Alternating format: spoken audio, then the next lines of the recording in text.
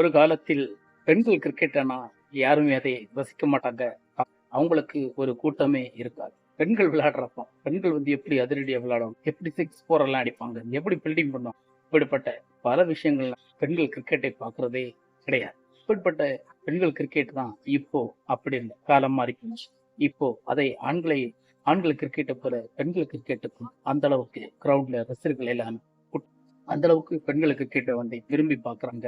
பெண்கள் கிரிக்கெட் பார்க்கறதுக்கும் அப்படி இல்லை. அவங்களும் காலத்துக்கு ஏற்ற மாதிரி இப்போது அவங்க விளையாட்டையெல்லாம் ரொம்ப மாத்துறாங்க. மாற்றி மாற்றி கொஞ்சம் அதிரடியாக விளையாடுறாங்க. பெரிய பெரிய ஆண்கள் கிரிக்கெட்டை போல அவங்களும் ரன் அடிக்க தொடங்குறாங்க. 400 ரன் மேல அவங்களும் அடிச்சிருக்கிறாங்க. இப்பேற்பட்ட பெண்கள் கிரிக்கெட்டுக்கு இப்போ மவுசு அதிகமாக வந்துட்டு.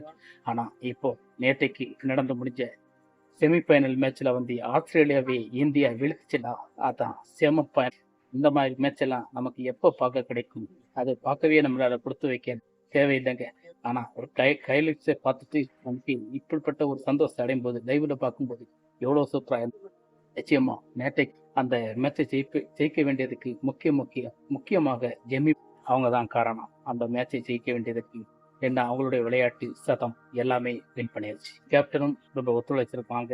2 பேரோட பார்ட்னர்ஷிப் தான் அந்த வெற்றிக்கு முழுக்க காரணம். ஜெமிமாவை அதிகமான ஃபார்மின்ல அவங்க விளையாட்டு டக்குன்னு அவுட் ஆகி போடுறாங்க அப்படின்னு சொல்லி அவங்க வெளியே கூட வச்சிருக்காங்க. அப்படி வச்சிருந்தவங்க இப்போ இந்தியாவை தலையெடுத்தவே மாத்தி போட்டாங்க. இந்திய மகளிர் கிரிக்கெட் அணியை இப்போ தூக்கி நிறுத்திருக்காங்க. இந்த டீம் ஃபைனலுக்கு முன்னேறி வந்திருக்கும் போது சவுத் ஆப்பிரிக்காவோட முதல் வலுவாய்ந்த அதாவது நடப்பு சாம்பியனாக இருந்த ஆஸ்திரேலியாவை வீழ்த்தி வந்திருக்கானா நிச்சயம் ஃபைனல்ல வெற்றி பெறும். வணக்கம். ஒருத்தர் மேல நீங்க விசுவாசம் காட்டுறதுக்காக இன்னொருத்தரையும் அசிங்கப்படுத்துறீங்க. சாட்டை எடுத்து நாட்டுக்கு